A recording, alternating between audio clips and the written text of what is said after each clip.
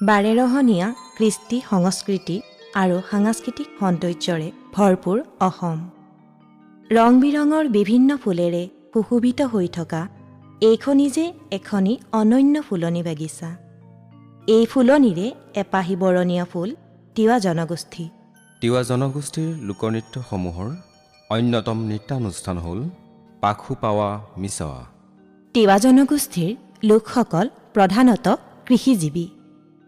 তিৱাসকলৰ নিজস্ব ভাষা কলাকৃষ্টি আছে। পাহাৰত বাস কৰা তিৱা কৃষিজীৱীসকলৰ বিশ্বাস যে গৰু ম'হৰে হাল বোৱাটো মহাপাপ। গৰুক ভগৱান তুল্যৰূপে মান কৰে।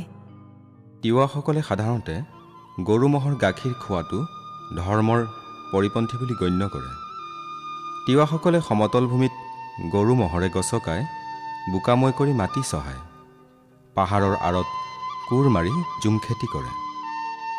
বহাগ বিহুৰ পিছত ডেকা গাভৰু আৰু বুঢ়া বুঢ়ীসকলে মাৰ বান্ধি একগোট হৈ হাদাৰি বয়। হাতত কোৰ লৈ ঢোল বাঁহীৰ চেৱে চেৱে গীত গাই গাই এচাপ এচাপকৈ কোৰ মাৰি পাহাৰৰ আঁৰত জুম খেতি কৰি নৃত্য কৰে।